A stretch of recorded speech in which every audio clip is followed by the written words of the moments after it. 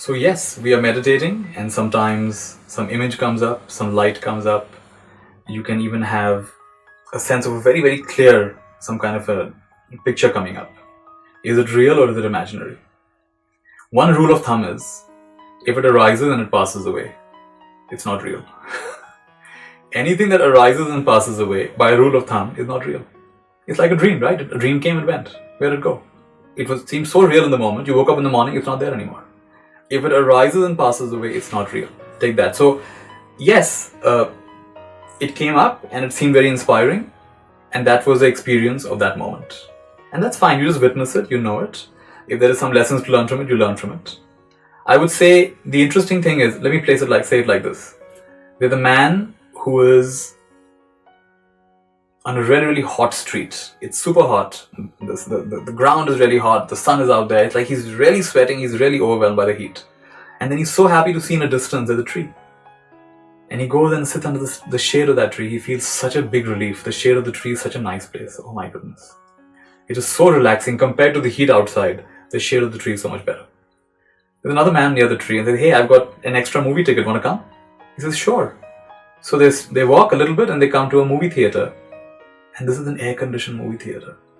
And as they're sitting there, he can't believe how good he's feeling in this air-conditioned movie theater. And there are beautiful scenes, beautiful movies, beautiful lights, beautiful sounds. And then somebody taps him and says, hey, come, there's a secret room in this movie theater. Let me show you. And they walk to that room. It's completely silent. It's completely dark. And he stays there. He doesn't know how long he stays there. He loses all track of time. So this story I've shared with you, example I've shared with you, this is exactly how it works. In the beginning, we are out in the sun. And this is our normal state of being. We are looking for happiness and sensory experience. And as we all know, sensory experience keeps disappointing us. We don't always get the food we like, don't always get the people we like, don't always have the experiences we want. It's really hot. There's a lot of unwanted happening, a lot of wanted not happening. Then we come under the shade of a tree, and this is called Khanika Samadhi. Khanika Samadhi means temporary, momentary concentration. When you can keep your attention, for example, on the breath for about a minute. Whatever your meditation object is, without shaking up too much, you can stay for about a minute. You will start experiencing the happiness of being under the tree.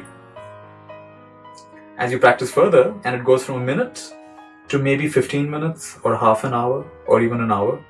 This is called Upachara Samadhi. This is called access concentration. This is usually where images start coming up. Images or sounds, or you can sometimes pick up other people's thoughts. You can smell something very, very far away. Or you even start having heavenly smells. All your sensory perceptions get very, very heightened, get very, very purified. It's like being in a movie theater. You're seeing all kinds of amazing things happening. How is this even possible? And as you go even further, at some point, the Upachara Samadhi becomes Arpana Samadhi, which is called absorption. You become one with your meditation object. It's not me doing meditation. It's just happening. There's no me and you. There's no me and meditation object anymore. When that happens, you lose track of time and you don't know how long it's gone. Maybe it's been 10 minutes, maybe it's been 10 hours. You could just be there for a very long time. And you emerge from that, you find that life just seems so much simpler, so much lighter. You're not fully liberated yet because there's still underlying tendencies. But it's like a very, in water that was so muddy, all the mud has gone and settled down. And at least the surface of the water is very, very clear. So like this, we will have once in a while lights and sounds and all these things happening. This is all part of the illusion. Anything that arises and passes away is part of the illusion. That does not mean it's not helpful. They can be helpful. Like, no thought is true, but some thoughts are more true. In the same way, no image you'll ever have, it will be a true image. But some of them can be a little bit helpful in pointing us in our journey. And we take the lesson and we move on.